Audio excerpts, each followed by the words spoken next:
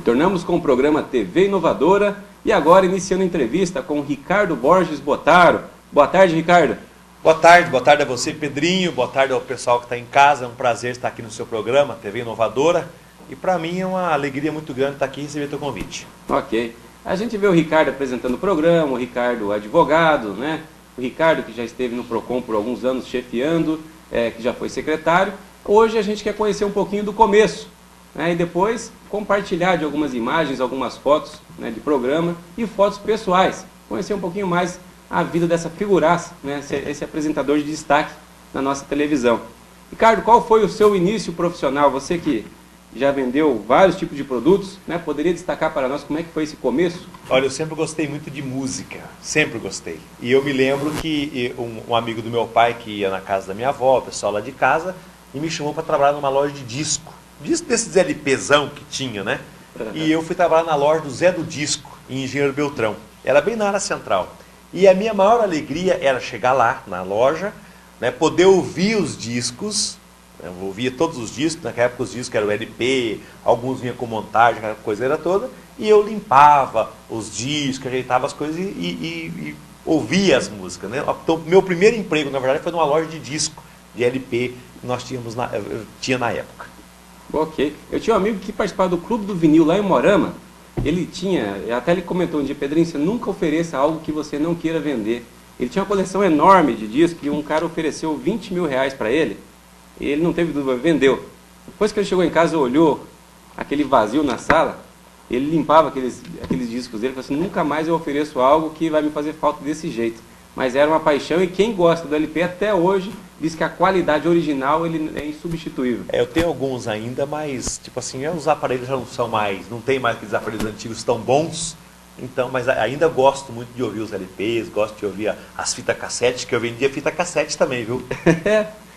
Você foi, então, depois de vendedor de disco, vendia sorvete também nos horários vagos. Eu vendi sorvete pelo seguinte, eu queria ter a curiosidade, não de vender o sorvete, mas de pilotar o carrinho de sorvete.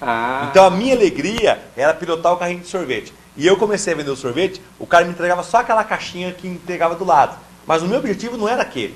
Meu objetivo era vender o sorvete, não precisava vender o sorvete, mas eu queria vender o sorvete para mim poder dar com o carrinho. Era o carrinho que eu queria, né? Mas começou com a caixinha. Comecei com a caixinha, aí o dono da sorveteria falava assim, o Murilo, o nome dele como se fosse hoje, até falecido. Ricardo, você sabe fazer conta? Aí eu me chamava de Ricardinho lá em Engenheiro Beltrão. Aí eu tinha que aprender a fazer conta. Sei, para dar o troco, tudo certo. Aí que eu vendi o sorvete. Bacana. Muito legal. E depois garçom? Depois garçom. Meu pai tinha um restaurante em Paranaguá, perto do porto de Paranaguá, e lá a gente servia os motoristas de caminhão. Então o restaurante do meu pai era muito grande, um movimento muito grande. Então eu trabalhava de garçom, servia carne, até minha mulher, ela falava para mim assim, que quando eu vou numa churrascaria, eu fico muito tenso, muito chato. Porque eu acho que quando o garçom chega e coloca o espeto na mesa, a pessoa tem que olhar para o garçom e dizer se aceita ou se não aceita a carne. Dizer a pessoa chegar lá assim, o cara põe aqui o espeto, ninguém olha para o cara, né? Eu fico tão chateado porque eu acho que falta de respeito com o garçom. Eu também já fui garçom também, então eu acho que tem que ser respeitado essa profissão. Já padeceu desse mal? Já, ixi Maria. Então eu gostei muito de trabalhar como garçom. E vendedor de fita cassete, como foi essa experiência? Isso é uma coisa interessante também. Como lá tinha muito motorista, naquela época não tinha CD, qual que era o auge? A fita cassete. Então a fita cassete nós tínhamos coleção do Roberto Carlos, naquela época Sula Miranda, Roberta Miranda, Carmen Silva, João Mineiro Marciano, de Todo de Chororó. Então o que eu fazia? Tinha um amigo nosso que fazia, ele fazia praticamente, trazia as fitas prontas de Curitiba. E Paranaguá dá 90 quilômetros.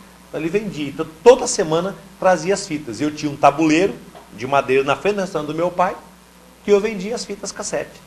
E também tinha uma bicicleta cargueira, colocava algumas fitas e saía vendendo os caminhões. E tirava um bom dinheiro vendendo fita cassete. E agregava valor, né? Não tenha dúvida. Aí depois eu agreguei valor em que sentido? Vendendo a fita cassete, e um amigo meu, na época, era um paraibano, vinha aqui no Paraguai, levava as ferramentas, chave de roda, chave de fenda, alicate, chave Phillips, e eu vendia para os caminhoneiros também. Olha, já estava na conversa da fita cassete.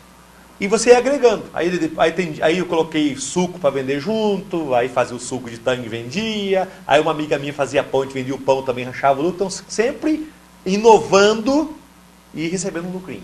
Ok, e depois dessa experiência também foi vender secos e molhados. Pegava uma bicicleta que eu tinha, porque a safra, por exemplo, agora que está tendo a safra, o Porto de Paranaguá está na exportação, então lota de caminhões que levam a safra de todo o Paraná para Paranaguá para ser transportado. Só que 6 meses não tem safra. Então, nesses 6 meses, a gente que vivia do restaurante tinha que ter outras alternativas. E a alternativa qual que era? Vender secos e molhados. Eu vendi, pegava o catálogo e vendia. Quer comprar o quê? Isqueiro, quer comprar isso, quer comprar aquilo. Então, eu vendia também. Uma experiência não muito legal essa. Não gostei muito não, porque a empresa que eu trabalhei não entregava os direitos dos produtos, então não gostei muito. Mas trabalhei de venda de secos e molhados também. A sua trajetória de cidades, então, começou em Engenheiro Beltrão, depois Paranaguá. E Campo Mourão. E voltou para Campo Mourão. O que motivou retornar para Campo Mourão? Na verdade é o seguinte, eu sempre morei com a minha avó.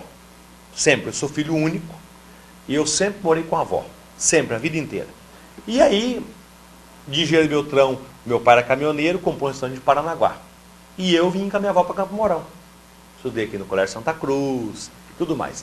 Mas daí, eu filho único, minha mãe queria que eu fosse embora para lá. E eu fui. Acabei indo para Paranaguá. Fiquei lá por 5 anos. Fiquei lá 5 anos, aí minha avó falou assim, Ricardo, aí, eu queria estudar, eu não tô. Aí eu voltei para Campo Mourão, com uns 14 anos. Aí trabalhei aqui um tempo aqui com a minha avó, no fórum e tal, aí comecei, aí nunca mais saí daqui. No fórum você deu uma viajada boa em vários setores, né? Eu entrei no fórum em 91, né, como auxiliar do cartório da minha avó, da 2ª Vara Civil, depois fui escrevendo de juramentado, e trabalhei no fórum por 14 anos. 14 anos. E junto com no fórum eu trabalhava também no juizado de menores, como um cargo voluntariado que nós fizemos na época lá. Você passou pela 2ª Vara Civil e no juizado de menores. Isso, trabalhei por muito tempo ali. E na sequência, depois de alguns anos, fez faculdade de Direito, né? Então é uma coisa interessante, que nessa época do fórum, que eu trabalhava no fórum, eu comecei a fazer o rádio.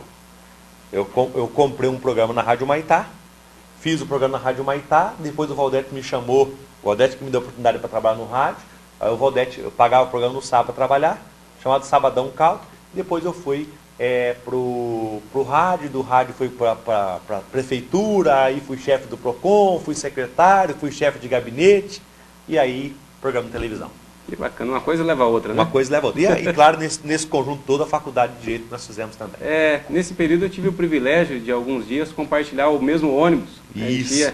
Ia ônibus da Emotur, iam 2 ônibus de Campo Mourão, pelo menos na época em que eu ia, né? Porque em Campo Mourão não tinha faculdade de Direito, não tinha faculdade de Informática, e a gente teve essa formação e a gente tinha que encarar. Chegava em Campo Mourão 1h pouco da manhã. 1h, 1h15, 1h20, com frio, com chuva, com sol. Isso quando o ônibus não estragava de vez em quando, né? Exatamente. Esse povo que está aí fazendo faculdade integrada de Direito, esse povo está tranquilo. O nosso tempo é mais difícil, mas, se Deus quiser, todo mundo vence, né, Pedrinho? Isso que é o mais importante. Com certeza. Ricardo, nós vamos sair agora para um breve intervalo e, na sequência, eu tenho várias fotos que eu quero que você descreva.